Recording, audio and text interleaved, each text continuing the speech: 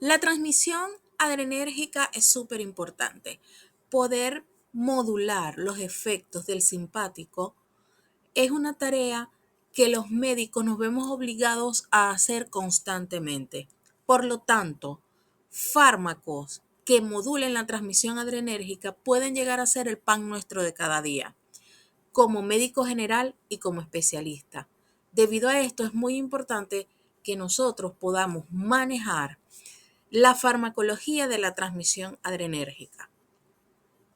Les habla su profesora, doctora Rina Romero, para ustedes que son alumnos del tercer año de la carrera de medicina, Facultad de Medicina de la Universidad del Zulia.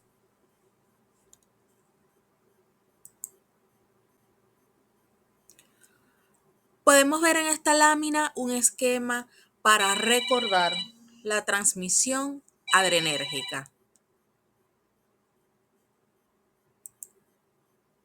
Vemos entonces cómo en este recuadro nos está señalando que el órgano efector.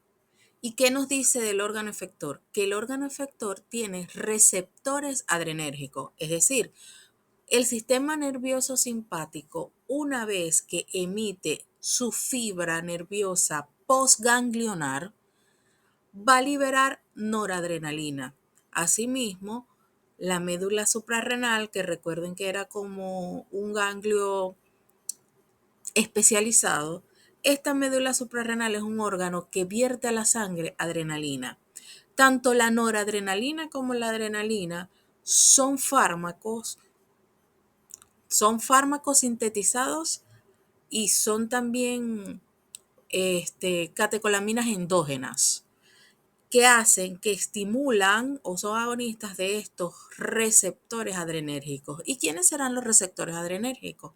Pues los conocemos como receptores alfa, que pueden ser alfa 1 y alfa 2, y receptores beta, que pueden ser beta 1, beta 2 y beta 3.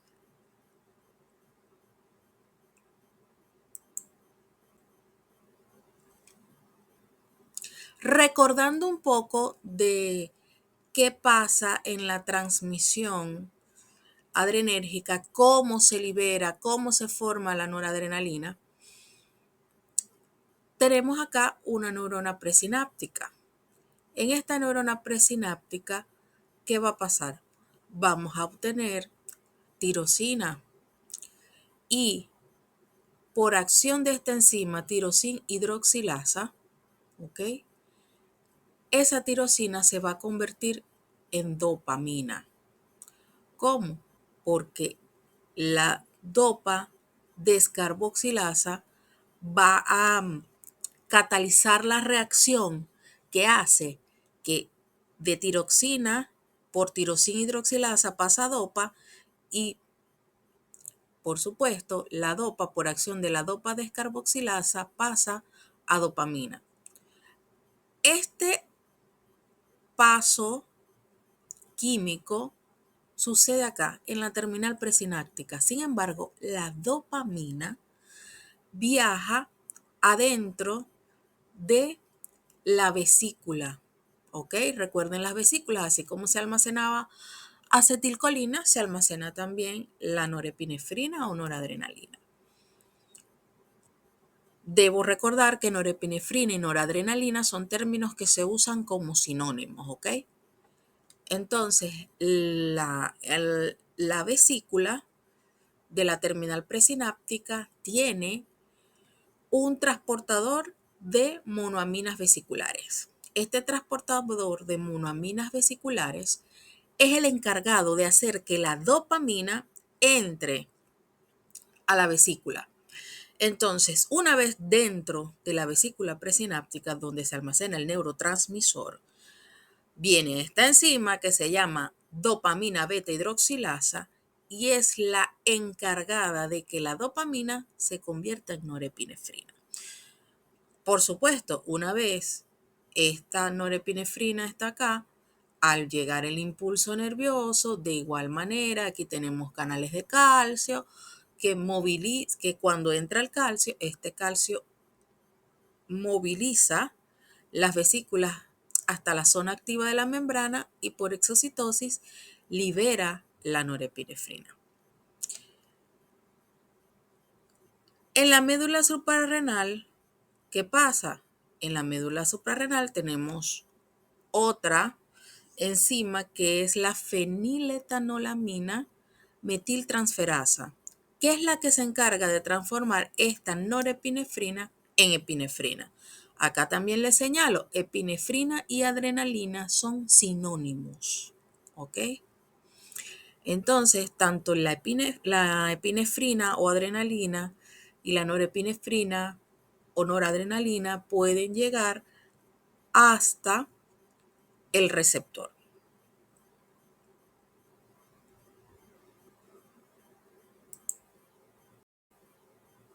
Bien, una vez que la norepinefrina sale al espacio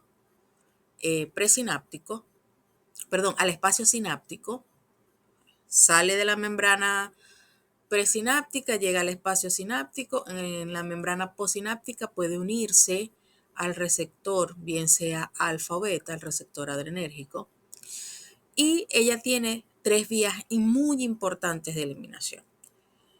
La primera vía es que puede difundir, es decir, puede ir del espacio sináptico y llegar a la circulación general, difunde al plasma y es eliminada vía renal. Otro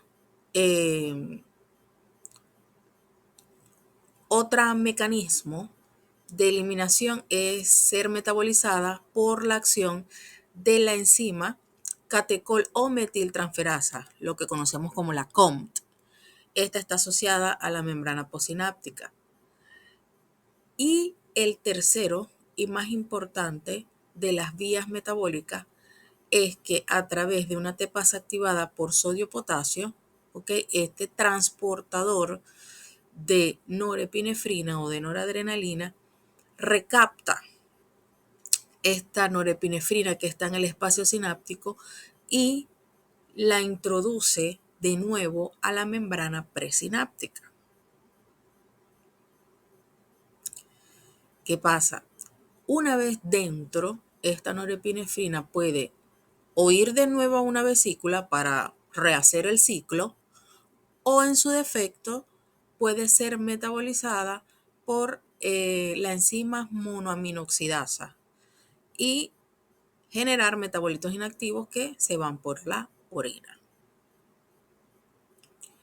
Tenemos por acá, ¿recuerdan los autorreceptores? Bueno, también tenemos autorreceptores alfa 2A y alfa 2C.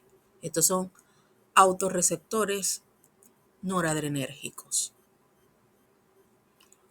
cuya función es retroalimentación negativa.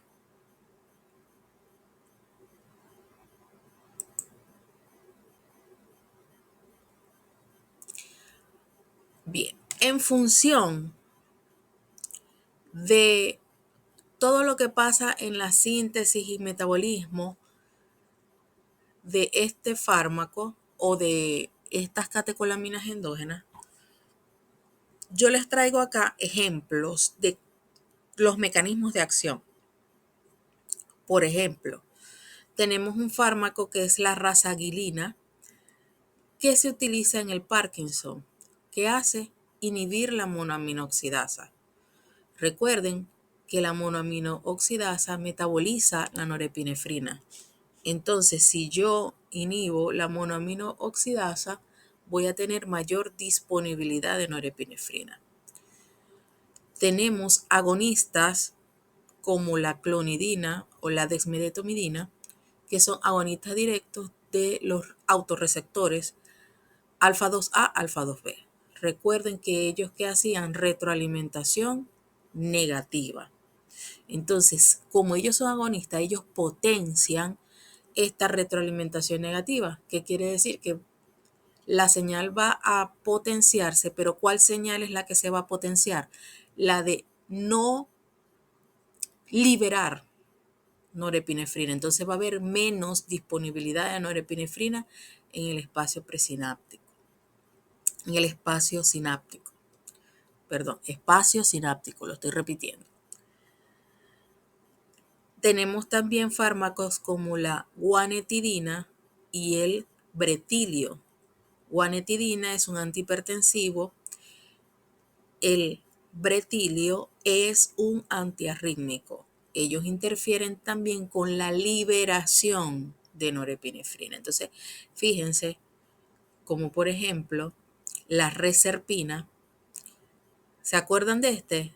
Del transportador vesicular de monoamina, que es el que hace que la dopamina entre a la vesícula y pueda transformarse en norepinefrina.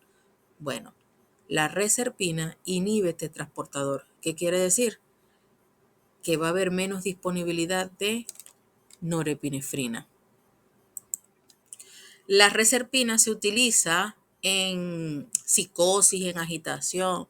También tenemos la cocaína, por ejemplo, o el Ritalin. ¿Ellos qué hacen? Inhibir el transportador de norepinefrina. Es decir, que se aumenta la disponibilidad de norepinefrina en el espacio sináptico. Y así ustedes pueden ver cómo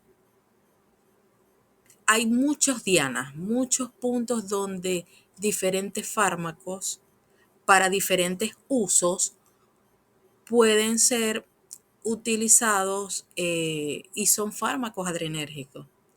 Lo que hacen es jugar con la disponibilidad de norepinefrina.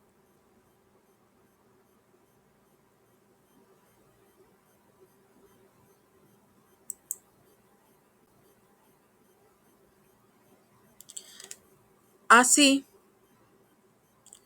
vemos que tenemos fármacos para la transmisión adrenérgica y que podemos clasificarlos. Fármacos agonistas adrenérgicos, también llamados simpático-miméticos, fármacos bloqueadores o antagonistas adrenérgicos, también llamados simpático-líticos. ¿Qué pasa? Los agonistas adrenérgicos son fármacos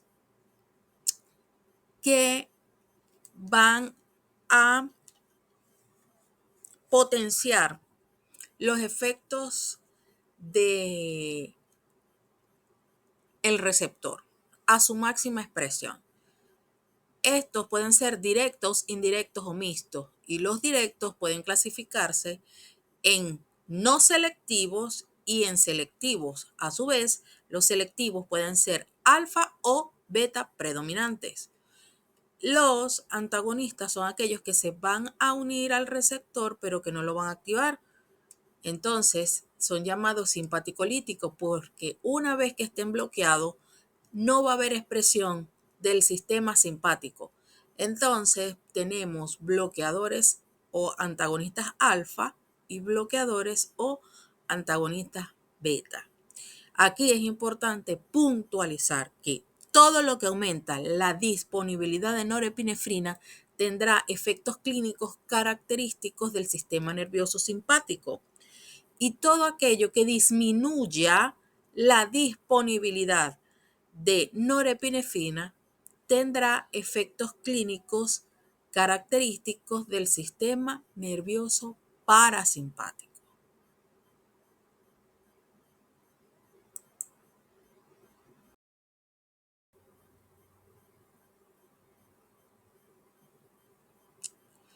En esta lámina podemos observar cómo el predominio o la ubicación de los receptores en diferentes tipos de tejido nos va a dar una acción precisa.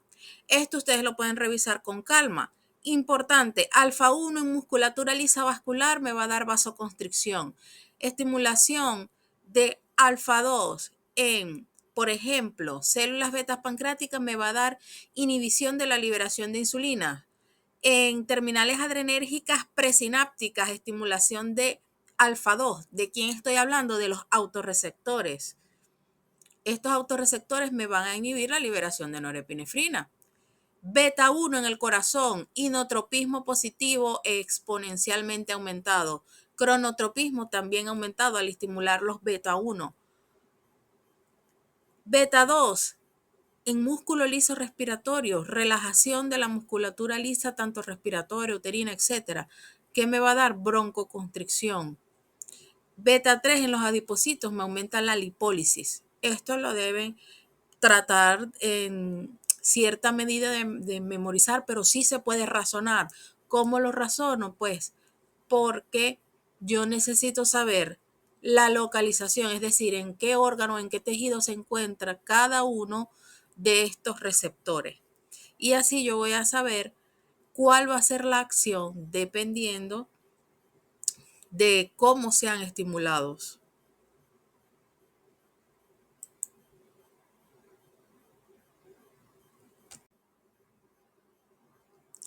En esta lámina vemos una ilustración de los mecanismos de acción, tanto directa, indirecta o mixta, de los fármacos agonistas, ¿ok? Tenemos entonces que aquellos fármacos agonistas de acción directa son aquellos que van a activar directamente al receptor posináptico específico. Tenemos como un ejemplo el albuterol, el salbutamol. Otro fármaco o otro mecanismo es aquellos que van de forma indirecta, van a aumentar la disponibilidad o a disminuir la disponibilidad de noradrenalina endógena en la sinapsis, como por ejemplo las anfetaminas o la tiramina. Entonces, los de acción directa son aquellos que van a ir directamente a potenciar el efecto del receptor, pero los de acción indirecta lo que van a hacer es bien sea a liberar más noradrenalina o a inhibir esta liberación de noradrenalina. Y tenemos también algunos compuestos de acción mixta, que son fármacos que tienen tanto acción directa como acción indirecta. Un ejemplo de esto es la efedrina y la pseudoefedrina.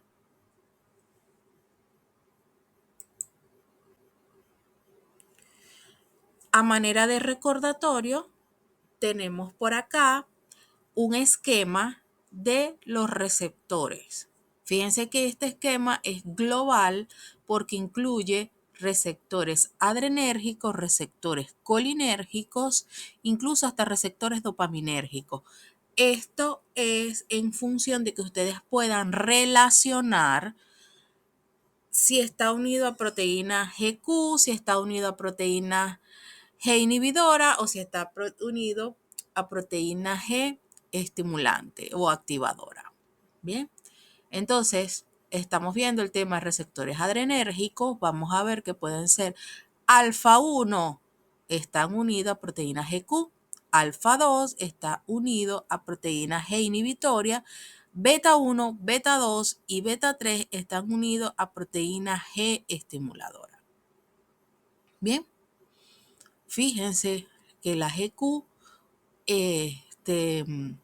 me activa lo que es la proteincinasa, mientras que la proteína G inhibitoria disminuye concentraciones de AMP cíclico y la proteína G estimuladora aumenta concentraciones de AMP cíclico.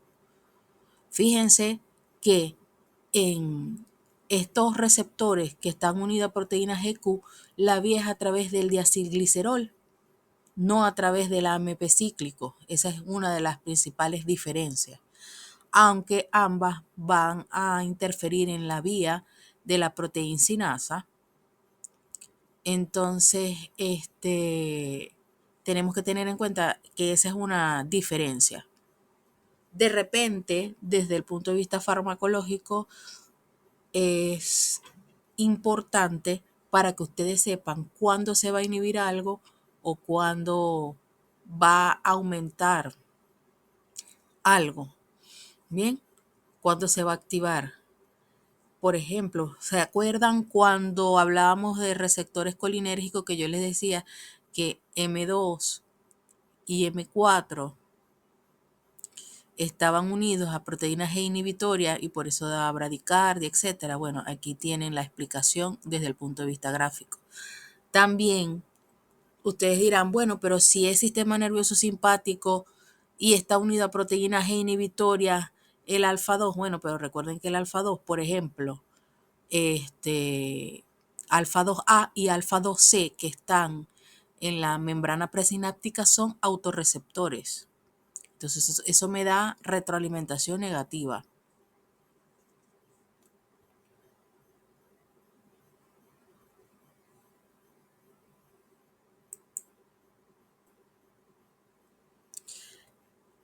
En esta lámina podemos ver un esquema de un receptor beta adrenérgico también a manera de información. Esta es la estructura molecular del receptor. Fíjense que hay 3 dominios, un dominio intracitoplasmático, un dominio extracelular y un dominio transmembranoso o transmembrana. Fíjense que tienes 7 subunidades y que de estas 7 subunidades AM6 y AM7 se unen los beta antagonistas, mientras que los beta agonistas se pueden unir del 3 al 7, ¿ok? De la subunidad 3 a la 7. Fíjense cómo les señala que estos dominios o transmembranosos se encuentran unidos a proteína G. Esto a manera de información. La verdad no se va a hacer un examen en el que se vaya a preguntar la estructura del receptor porque ya eso es contenido de otra materia. Sin embargo, vale la pena recordarlo.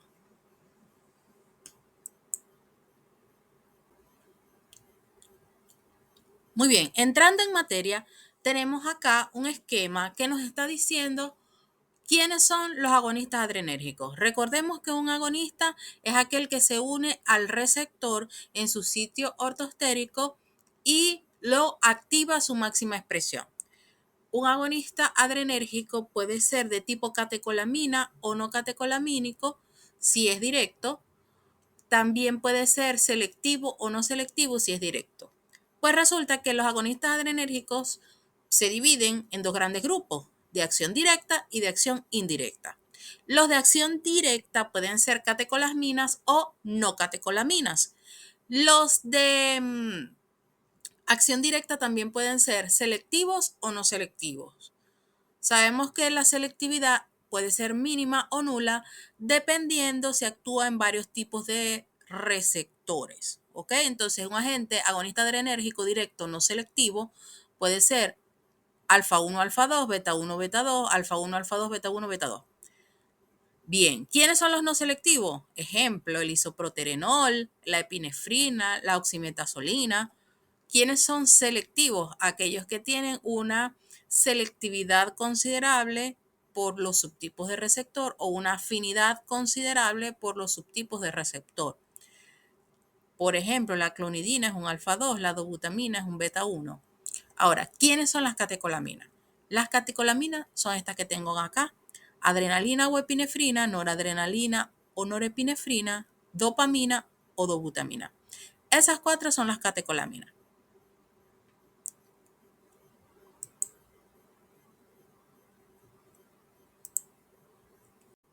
En esta lámina tenemos la continuación de la clasificación. Decíamos que habían agonistas adrenérgicos de acción directa y que habían agonistas adrenérgicos de acción indirecta. También agonistas adrenérgicos de acción mixta. ¿Quiénes son los agonistas adrenérgicos de acción indirecta? Aquellos que aumentan la disponibilidad de epinefrina o norepinefrina para estimular a los receptores adrenérgicos. Se puede aumentar esta disponibilidad a través de 3 mecanismos principales. El primero de ellos es aumento de la liberación de la norepinefrina directamente de las terminaciones nerviosas simpáticas. Estos son fármacos liberadores de norepinefrina, como por ejemplo las anfetaminas. Otro mecanismo que aumenta la disponibilidad de norepinefrina es la inhibición de la recaptación de la norepinefrina a las neuronas simpáticas. Un representante de esta inhibición es la cocaína.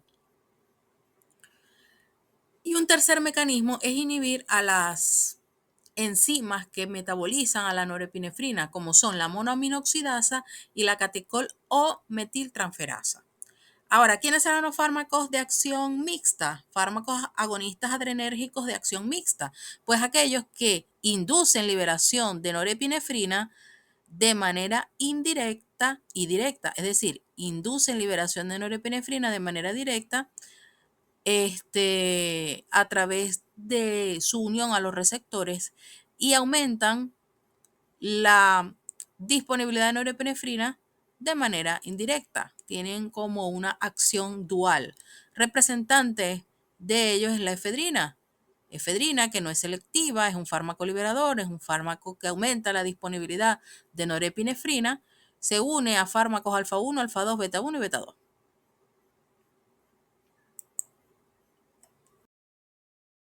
Vamos a hablar en este momento de los agonistas adrenérgicos directos tipo catecolamina. Es importante en esta sección que nosotros entendamos que las catecolaminas pueden ser naturales o sintéticas y tienen una vida media muy corta en segundos porque son destruidas rápidamente por la enzima catecol o metiltransferasa en la hendidura o en los tejidos o por la monoaminoxidasa en la terminal presináptica. ¿Ok? Importante, generalmente las catecolaminas no cruzan la barrera hematoencefálica y no se dan por vía oral.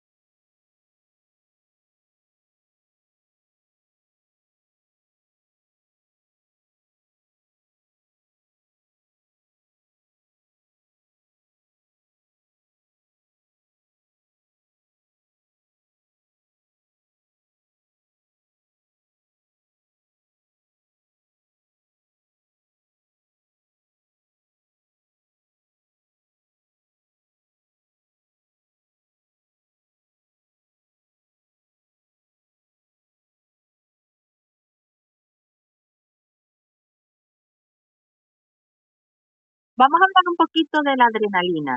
La adrenalina es una amina simpático-mimética.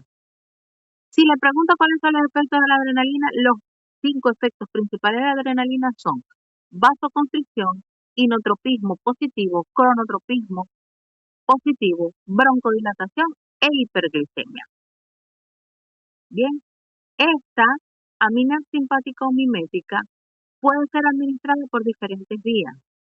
Puede ser administrada vía intramuscular, subcutánea, intravenosa, intratecal, intracardíaca.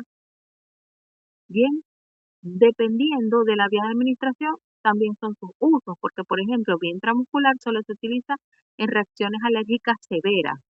Vía subcutánea tarda un poco más, su absorción es un poco más errática y no es muy recomendada. Vía endovenosa es la preferida porque tiene biodisponibilidad del 100% y es la elegida en casos de emergencias como parada cardiorrespiratoria. Vía intracardíaca, eso es en extrema gravedad, la verdad no es muy utilizada. Vía intratecal como anestésico local sí es utilizado. Intratecal significa que es en anestesia peridural o raquídea, es decir, en la médula espinal. ¿Bien? La adrenalina es un fármaco bastante noble dependiendo de su uso. ¿Cuáles serán los usos? Reacciones de hipersensibilidad, como un shock anafiláctico, reacciones de hipersensibilidad severa, anestésico local para prolongar la acción de los anestésicos locales, es decir, que la adrenalina se utiliza en la mezcla anestésica.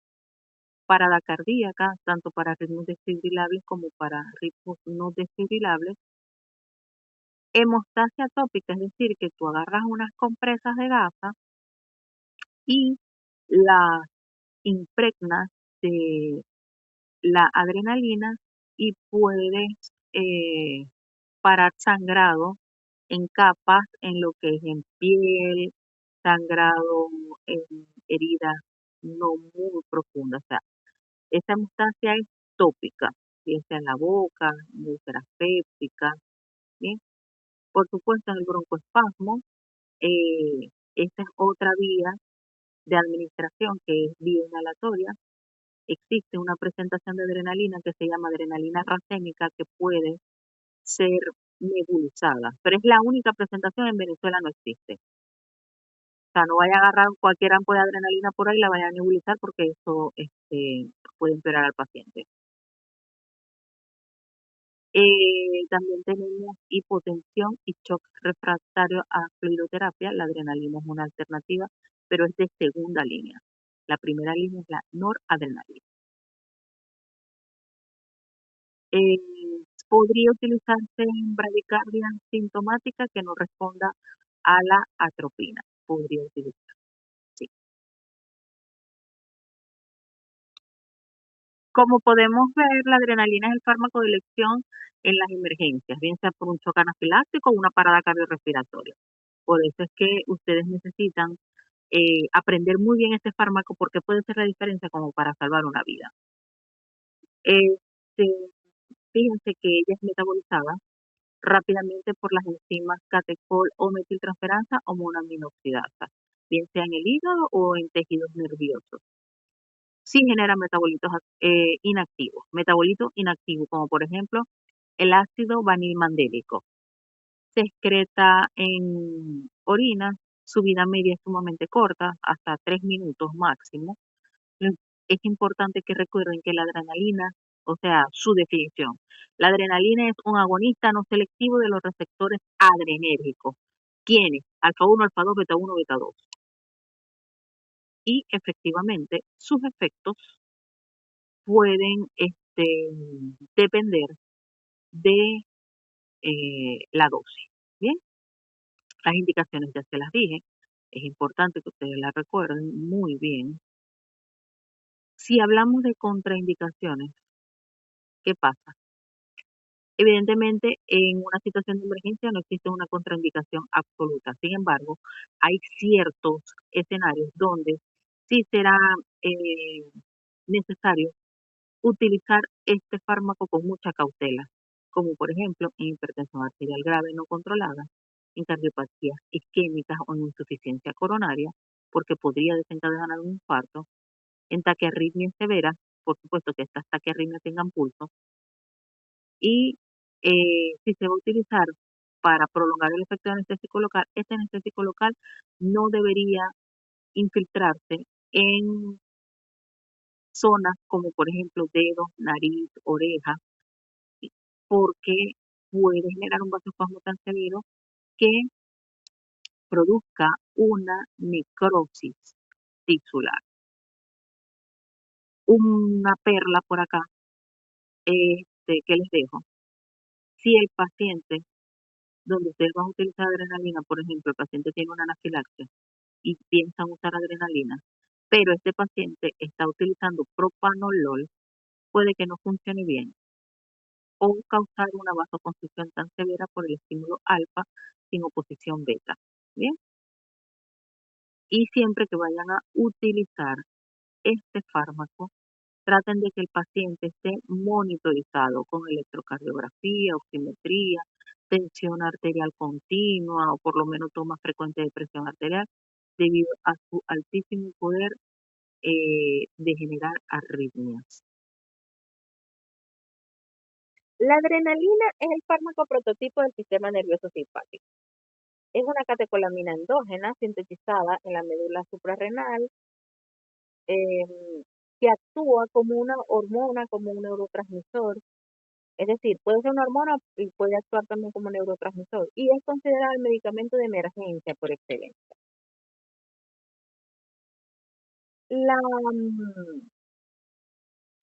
adrenalina, como ya les dije, vía oral inactiva. Si se ingiere, se destruye casi de inmediato por las enzimas del tracto gastrointestinal y por metabolismo de primer paso. Así que vía oral no la usen. Vía intramuscular es la vía de elección de emergencia en anafilaxia. Se absorbe muy rápido por esta vía debido a la alta vascularización del músculo, especialmente en el muslo, ¿ok? Alcanzando su pico plasmático prácticamente en 10 minutos. Otra vía de administración es la vía subcutánea. La vía subcutánea, su absorción es lenta, es impredecible, provoca vasoconstricción local mediada por alfa 1 y esto retrasa su propia entrada al torrente sanguíneo. Por ejemplo, en shock no se recomienda, en shock anafiláctico.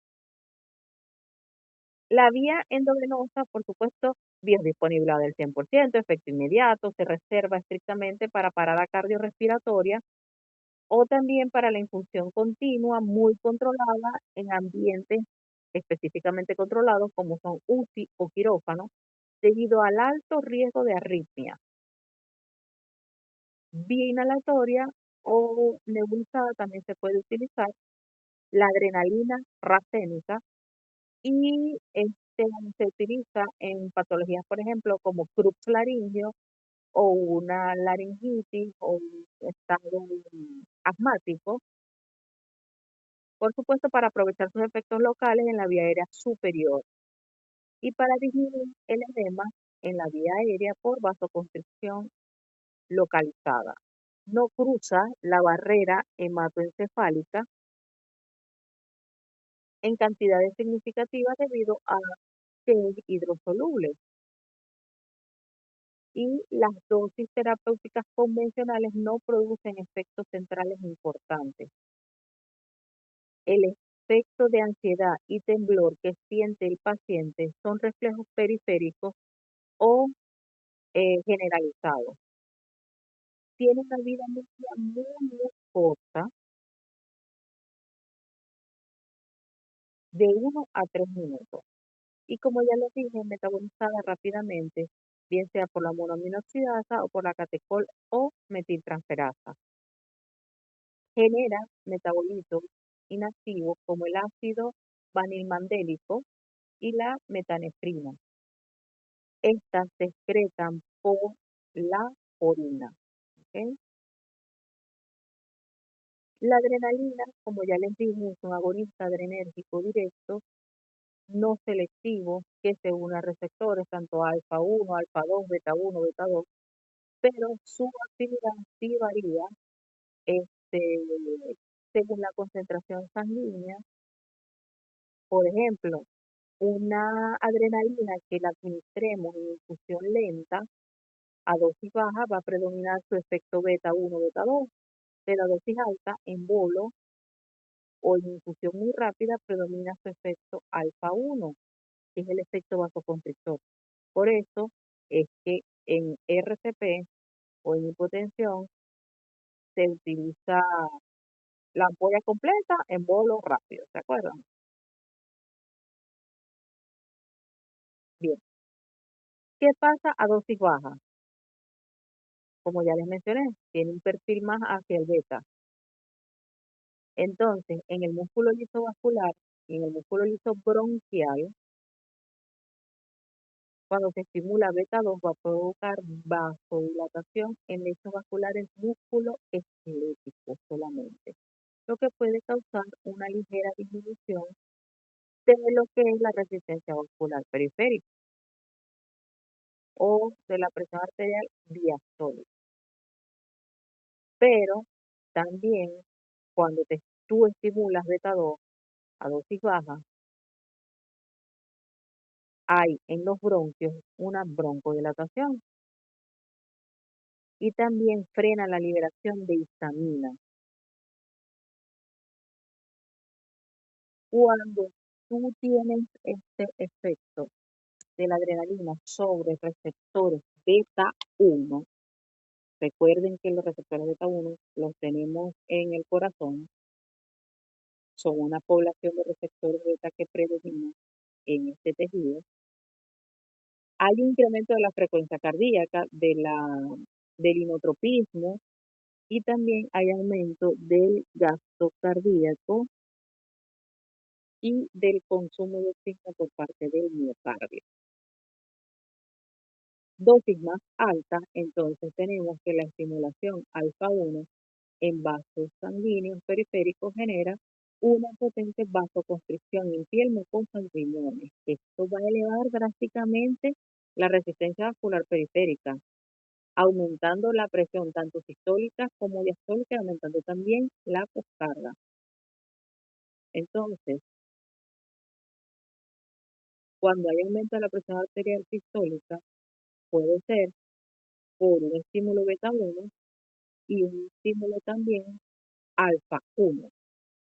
¿Por qué? Porque tengo inotropismo, cronotropismo, vasotropismo, todas las propiedades del corazón aumentadas y además de eso, la vasoconstricción periférica mediada por alfa 1. Entonces, en el sistema cardiovascular hay un aumento del consumo de oxígeno por parte del miocardio, por lo tanto, pueden desencadenar extrasístoles, taquicardia, porque es arritmiogénica.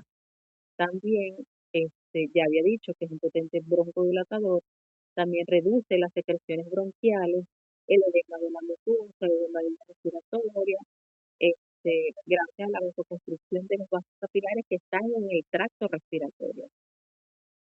Lo más característico, la hiperglucemia, porque estimula la glucogenólisis hepática y muscular mediante receptores beta 2.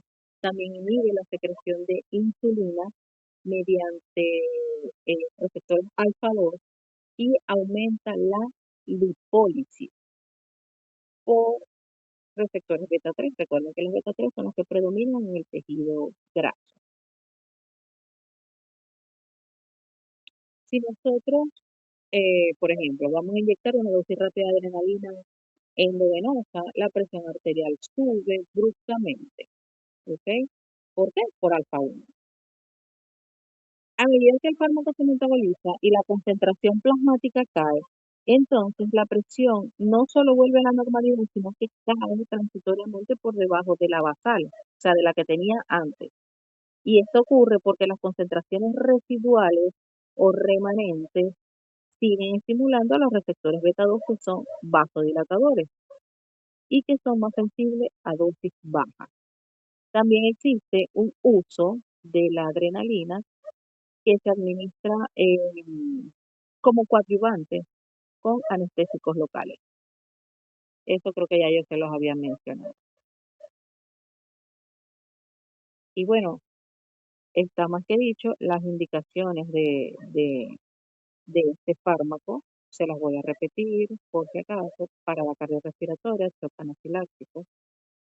Ahora, ¿habrán contraindicaciones? Bueno, al ser un fármaco que se utiliza de emergencia, casi no hay contraindicaciones, pero sí hay algunas muy puntuales, como pacientes que tengan cardiopatía isquémica grave o angina inestable, hipertensión arterial descontrolada, o pacientes bajo tratamientos con betabloqueantes no selectivos, como por ejemplo el propanolol. ¿Por qué?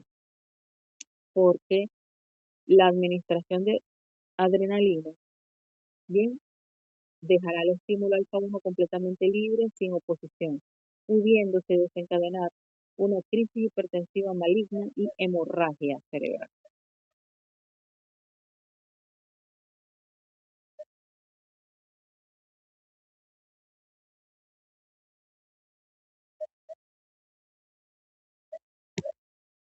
Cuando hablamos de los efectos adversos de la adrenalina, tenemos que tener en cuenta que estos efectos pueden ser tan drásticos y tan variados como desde un simple temblor a una hemorragia cerebral. Y es que al ser un estimulante del sistema nervioso simpático, que es el modo de lucha o huida, esta puede activar de forma masiva a los receptores del cuerpo. Entonces, ¿cuáles serían los efectos adversos? Inquietud, cefalea, temblor. Puede causar dolor tipo angina, hemorragia cerebral o arritmia. ¿Y esto por qué será? Bueno, fíjense, la angina, por ejemplo, ocurre porque hay un desequilibrio entre la demanda y la oferta de oxígeno. Al estimular los receptores beta 1 del corazón, produce un aumento drástico de la frecuencia cardíaca y un aumento de la fuerza de contracción del corazón. Entonces, esto hace de que requiera muchísimo más oxígeno porque hay un aumento del trabajo cardíaco.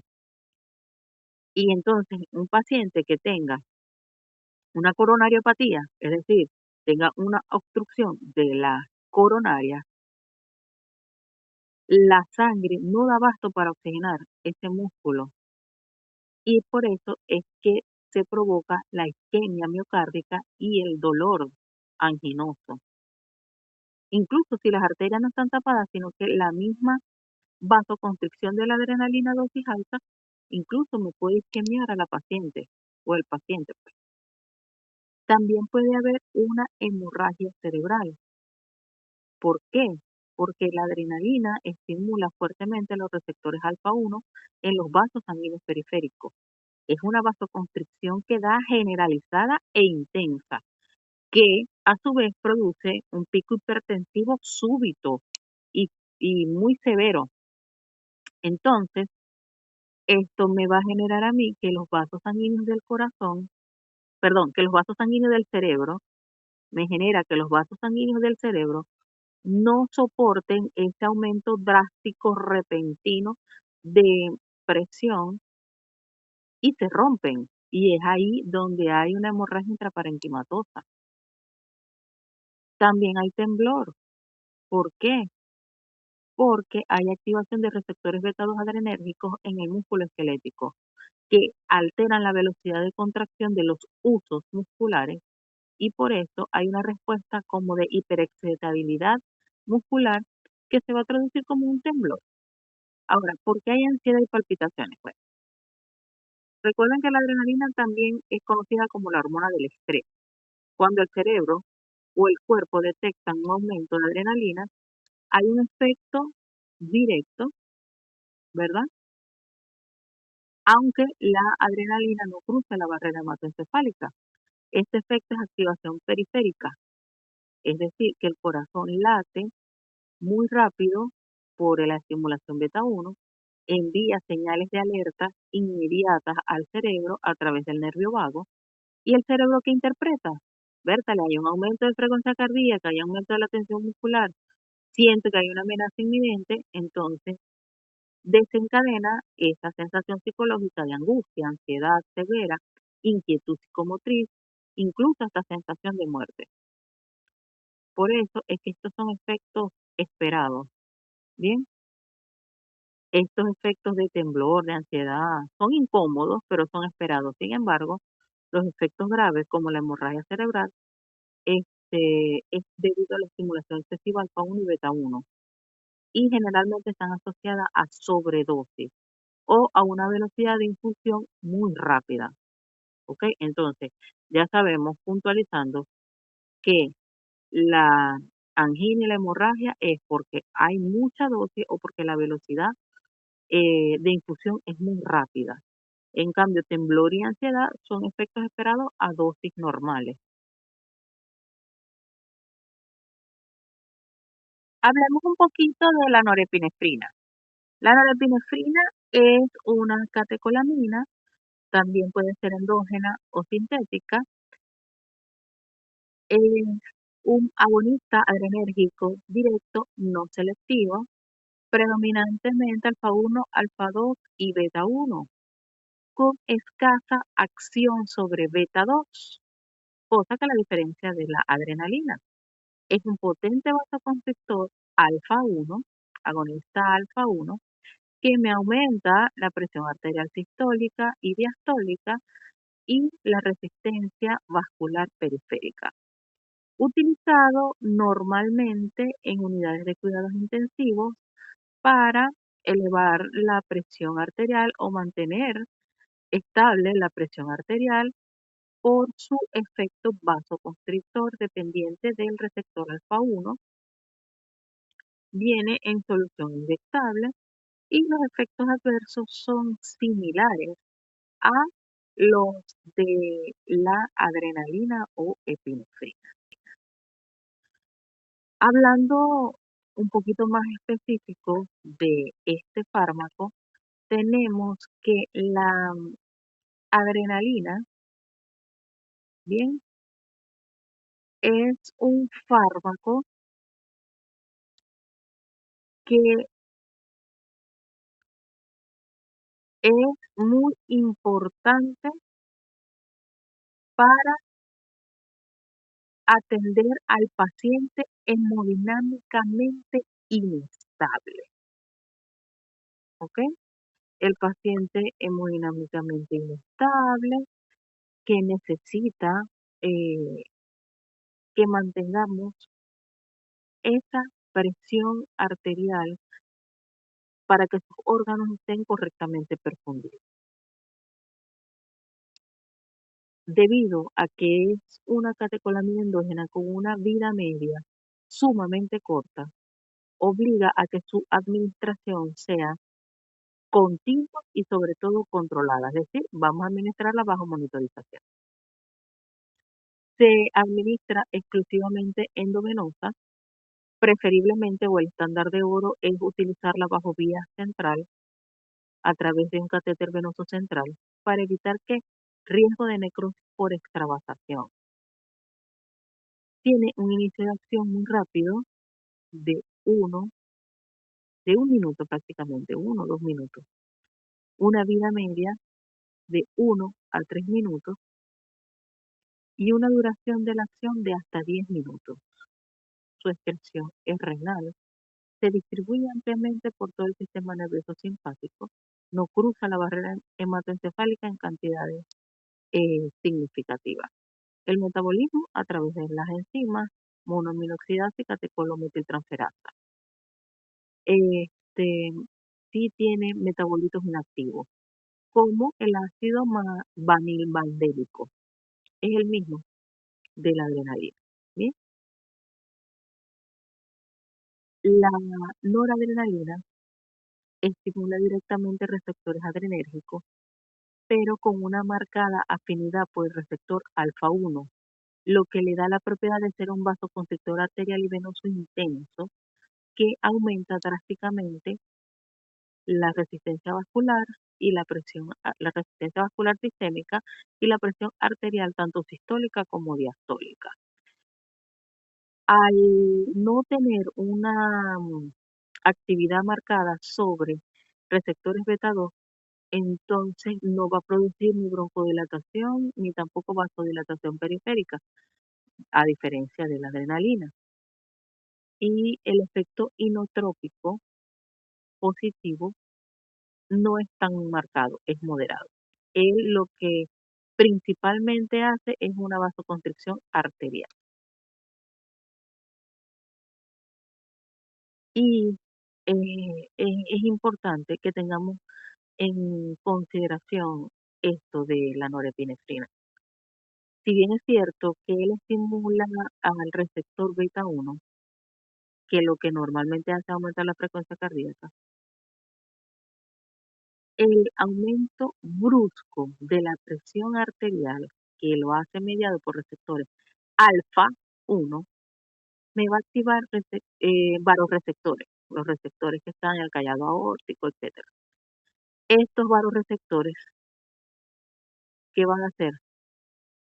Por medio del nervio vago, van a generar una bradicardia refleja, ¿ok? Entonces, el gasto cardíaco puede mantenerse igual o incluso disminuir levemente. Entonces, ya saben que un fármaco que produce bradicardia refleja es la noradrenalina. La noradrenalina se usa en pacientes que tengan un shock séptico. De hecho, es el vasopresor de primera elección en shock séptico. Y esto lo dicen las guías de shock séptico, ¿ok? Se utiliza para mantener una presión arterial media de 65 milímetros de mercurio, incluso cuando la reanimación inicial con líquidos no ha sido suficiente. Pero siempre hay que tratar de restituir el líquido.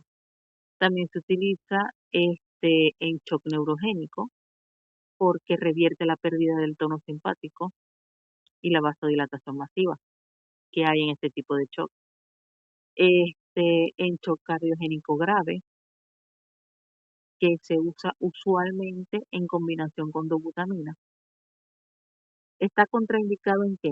En hipovolemias no corregidas, es decir, si usted tiene un paciente con shock hipovolémico y usted no le ha administrado líquido restituyente a ese paciente, como por ejemplo, este, eh, Ringer lactato o no ha restituido sangre, etcétera, no debe usar noradrenalina porque hay muchísimo peligro de necrosis periférica. Trombosis vascular periférica o mesentérica, en este tipo de patología, en la trombosis vascular periférica o mesentérica, no se debe usar noradrenalina porque se puede extender el área de isquemia. Eh, bueno, esto es todo acerca de la norepinefrina.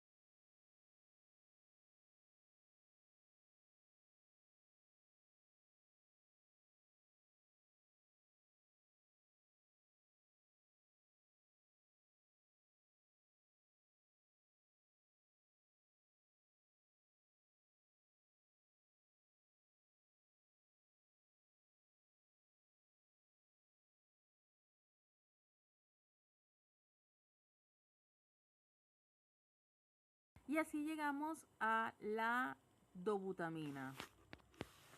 La dobutamina Es una selectiva. Recuerden que las otras eran no selectivas. La dobutamina se parece al isoproterenol en eso, que son catecolaminas sintéticas de acción directa, que son selectivos, en este caso la dobutamina, agonista de los receptores beta 1. Aumenta el gasto cardíaco, pero tiene escasa acción sobre la frecuencia cardíaca y no aumenta significativamente las demandas de oxígeno del miocardio, lo cual le confiere una ventaja sobre los otros simpáticos miméticos. Bien, este es un fármaco, por decir, prototipo de los inotrópicos positivos. A diferencia de los que vimos anteriormente, noradrenalina y dopamina, que a altas dosis producen vasoconstricción y suben la presión arterial, la dobutamina es un fármaco que hace que el corazón bombee con más fuerza. Entonces, si el problema es un gasto cardíaco disminuido, por ejemplo, como suele ocurrir en el shock cardiogénico o en la insuficiencia cardíaca descompensada, el fármaco de elección para esta falla de bomba cardíaca es la dobutamina. La dobutamina, como todas las catecolaminas sintéticas, requieren que usted administre este fármaco vía endovenosa central o vía venosa central con bomba de infusión continua bajo monitorización. Su iniciación es rápido, sus efectos empiezan a verse ya a los 2 minutos, con un pico en el efecto máximo a los 12 minutos, ¿ok? De haber iniciado la infusión. Igual que las otras catecolaminas,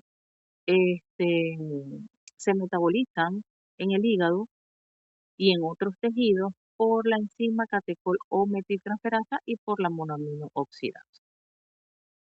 Vida media muy corta, en 2 minutos, ya ha bajado la concentración plasmática un 50%, y si el paciente presenta algún efecto adverso, al apagar la bomba de infusión desaparecen rápidamente por su metabolismo tan rápido. La eliminación es renal igual que las otras catecolaminas. Él es un potente agonista de los receptores beta 1 adrenérgicos. Tiene efecto beta 2 y alfa 1, pero muy sutiles, muy bajitos, ¿ok? Por supuesto, al ser un predominantemente beta 1, entonces va a producir un aumento en la fuerza de contracción y a su vez aumenta el volumen de eyección. Cuando aumenta el volumen de eyección es que aumenta el gasto cardíaco. ¿Qué pasa cuando no? ¿Qué pasa con los efectos beta 2 y alfa 1 que son sutiles? Bueno, hay una leve vasodilatación periférica que está mediada por los beta 2, pero es muy sutil. ¿Cuáles serían las indicaciones de la dobutamina? Bien,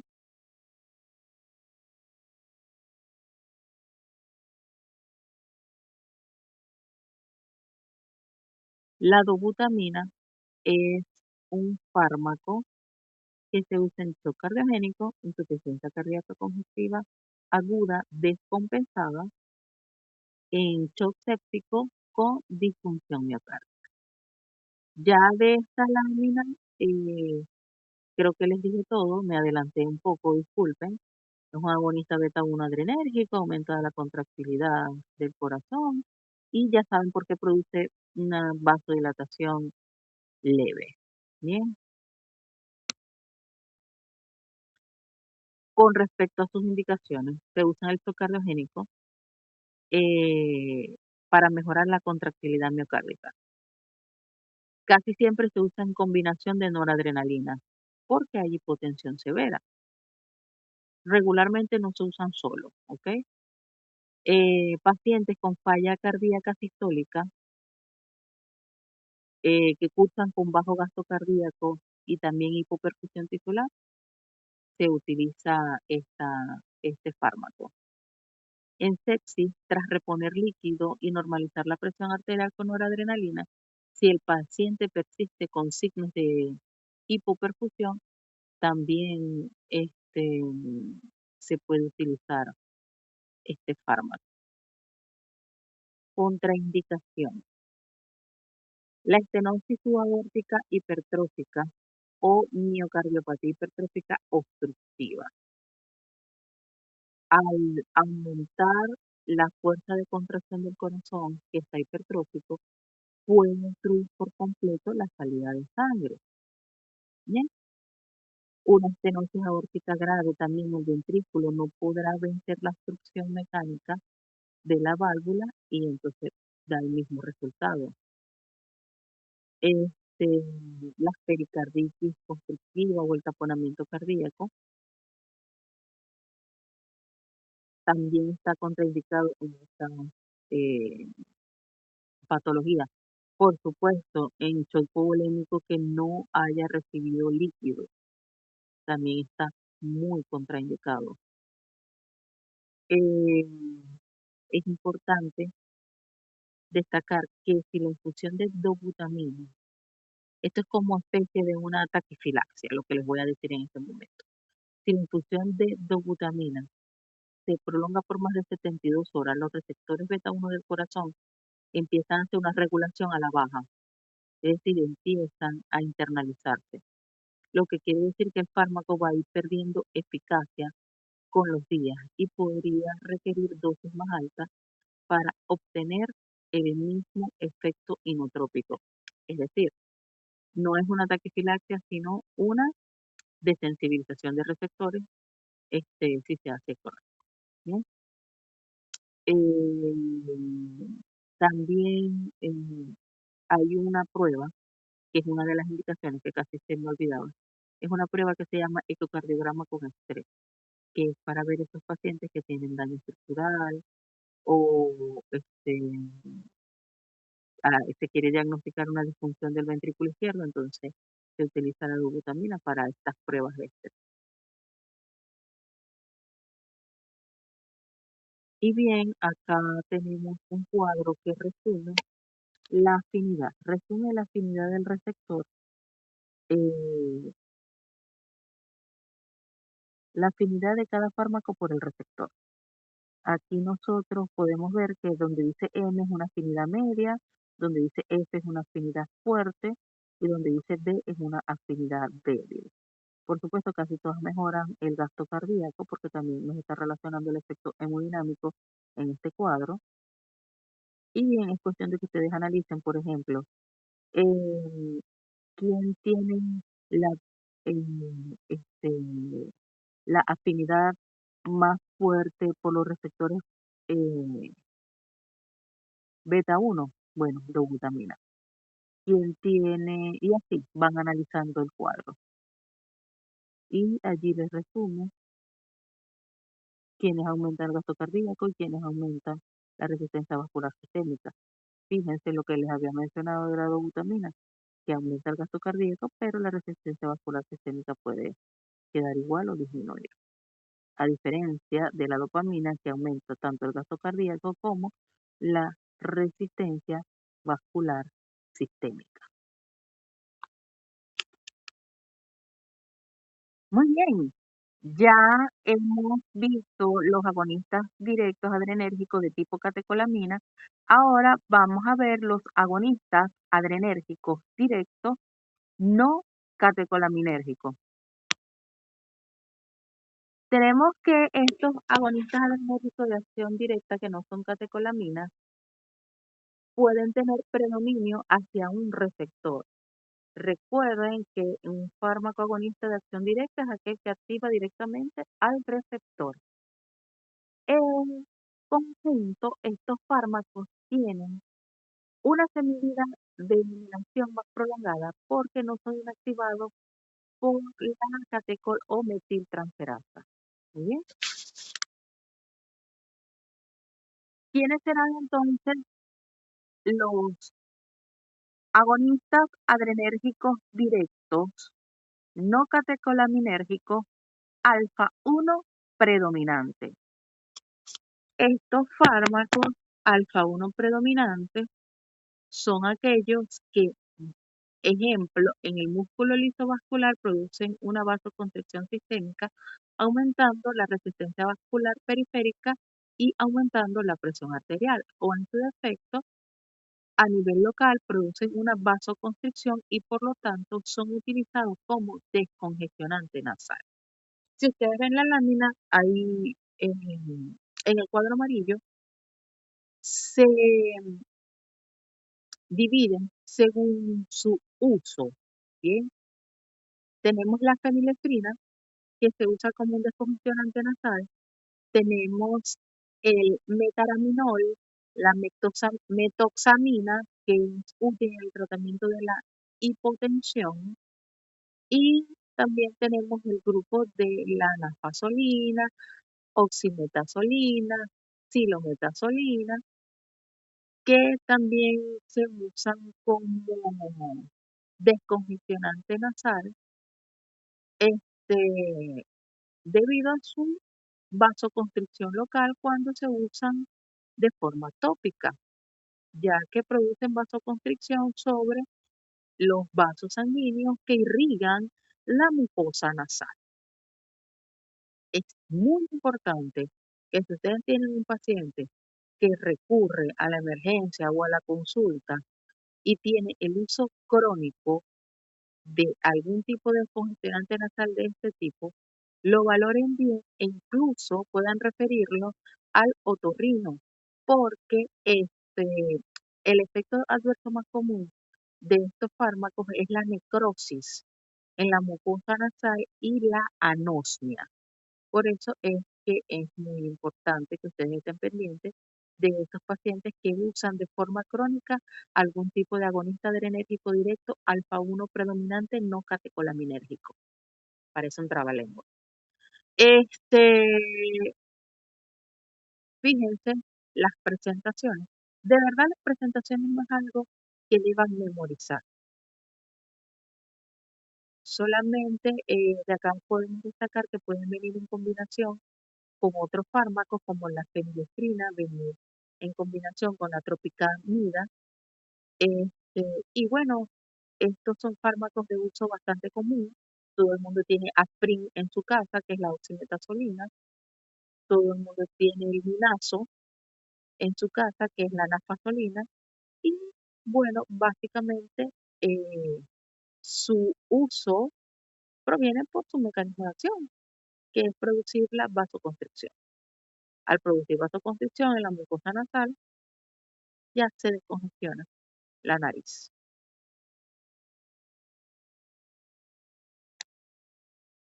Acá me voy a detener un poco para hablarles sobre estos fármacos que se usan para mejorar el- para mejorar lo que es la hipotensión ortostática, para mejorar la hipotensión marcada. Los fármacos que les mencioné, la metoxamina, el metaraminol y la midodrina, ellos son agonistas adrenérgicos selectivos alfa 1. Bien, en general, ellos lo que hacen es inducir vasoconstricción periférica para elevar la presión arterial. Pero, por ejemplo, el manejo ambulatorio se hace con midodrina, porque esta es la que se puede usar vía oral. La midodrina es un profármaco que tras ser absorbido se metaboliza a desglimidodrina y es el verdadero agonista, por decir, es el que tiene los efectos. Incrementa el tono vascular, previene el estancamiento de la sangre en miembros inferiores, etc. Su uso principal es para la regulación autonómica en hipotensión ortostática neurogénica grave. Fíjense que esto de hipotensión ortostática neurogénica grave solo lo he dicho con midodrina. Bien. Tenemos también el metaraminol, que sería el que se use de forma perioperatoria. Se usa vía endovenosa, se une directamente al receptor alfa 1, estimulando la liberación de noradrenalina endógena que está almacenada en las terminaciones nerviosas. Su uso principal es en hipotensión aguda inducida por bloqueo simpático. Tiene un efecto un poco más prolongado que la fenilefrina, ¿ok? Por otro lado, tenemos la metoxamina. La metoxamina se puede utilizar intravenosa o intramuscular y es solo para una hipotensión aguda grave. Estos fármacos se usan si la hipotensión no es por hipovolemia, ¿ok? Esto es muy importante. ¿Qué pasa con estos fármacos en Venezuela? La disponibilidad, por ejemplo, de midodrina es muy baja. Bien, regularmente las personas que lo usan o tienen un contacto en farmatólogo o lo traen importado. El metaraminol es casi exclusivo de uso institucional, pero acá en Venezuela se prioriza la efedrina, entonces no hay metaraminol. Y metoxamina tampoco hay. Incluso a nivel mundial no hay.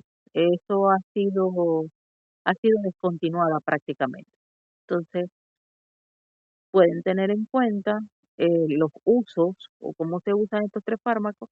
Sin embargo, no, en Venezuela prácticamente no existen. Vamos a hablar un poquito entonces de los agonistas adrenérgicos directos alfa 2 predominantes. ¿Quiénes son estos agonistas adrenérgicos directos alfa 2 predominantes?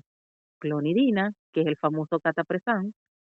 La clonidina puede usarse vía oral o intravenosa para el tratamiento de la hipertensión arterial. Entre los efectos adversos de la clonidina tenemos la serostomía, la sedación, bradicardia, estreñimiento.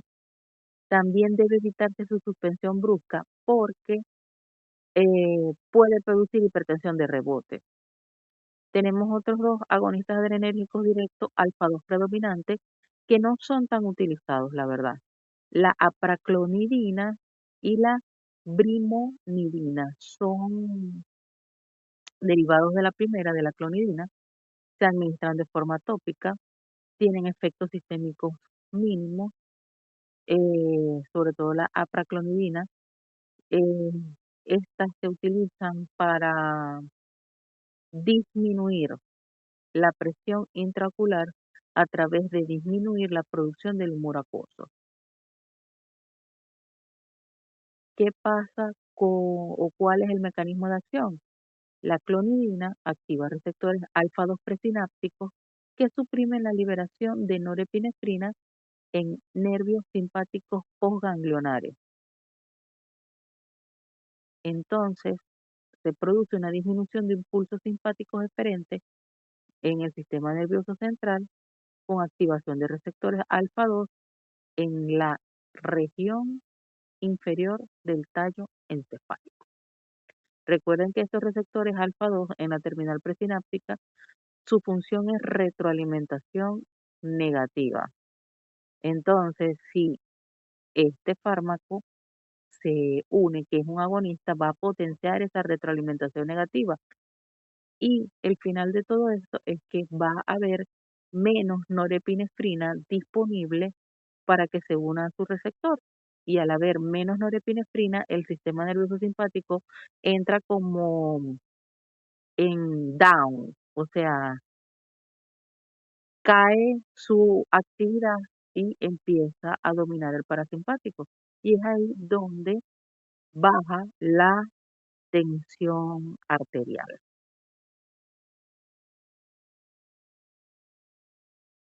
Tenemos entonces los agonistas beta 2 adrenérgicos.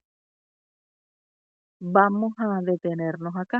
Sabemos que los receptores adrenérgicos beta 2 se encuentran ampliamente distribuidos, pero predominan músculo liso bronquial y también se encuentran en músculo liso uterino. En el músculo liso bronquial, ¿qué van a hacer? Broncodilatación. Y como al estimular estos receptores y se produce broncodilatación, lógicamente su uso va a ser para estados asmáticos, reacciones de hiperreactividad bronquial o enfermedad broncopulmonar obstructiva crónica. Ahora bien, se utilizan como tocolíticos, es decir, para evitar las contracciones uterinas y por eso se utilizan en amenaza de parto pretérmino o en amenaza de aborto. Entonces, para la amenaza de parto pretérmino se usa la isosuprina. Este es el famoso Duvadilan, que es un agonista beta 2 adrenérgico, obviamente estimula este tipo de receptores, provoca la relajación del músculo lisouterino, ya se lo dije. ¿Qué pasa en los bronquios? Bueno, tenemos dos tipos de fármacos, los famosos SABA y LABA. SABA son aquellos que tienen una acción o una duración de acción más corta, hasta de 6 horas. ¿Quiénes son los representantes del SABA? El fenoterol, el salbutamol y la terbutalina. ¿Quiénes son los LABA? LAB larga A son agonistas adrenérgicos de acción prolongada. ¿Quiénes son? Salmeterol, formoterol, clenbuterol, indacaterol. Esto viene más o menos así. Si usted está en una emergencia y tiene un paciente con los síntomas floridos, que tiene disnea, que no puede respirar, tiene sibilante, o sea, tiene asma, usted necesita rescatarlo rápidamente. Entonces usted necesita un fármaco de acción corta, es decir, un SABA, por sus siglas en inglés, short. Y el LABA es long, ¿ok? Simplemente, pero son agonistas adrenérgicos ya. Entonces, cuando usted está en emergencia y necesita hacer un rescate rápido, usted necesita utilizar bien sea salbutamol, ¿ok? Porque es el que inicia más rápido y el que va a rescatar al paciente más rápido, o la terbutalina o el fenoterol. Ahora bien, de estos tres, el más rápido es el salbutamol. Si usted necesita un tratamiento de mantenimiento, usted va a usar salmeterol, formoterol, clenbuterol o indacaterol, que son estos fármacos de acción más prolongada, incluso de 12 a 24 horas. Usted puede colocar una o dos veces al día el mantenimiento y el paciente va a tener mejor adhesión al tratamiento. Las vías de administración puede ser oral a través de gotas, jarabe o comprimido, parenteral, bien sea subcutánea o endovenosa, o vía inhalatoria.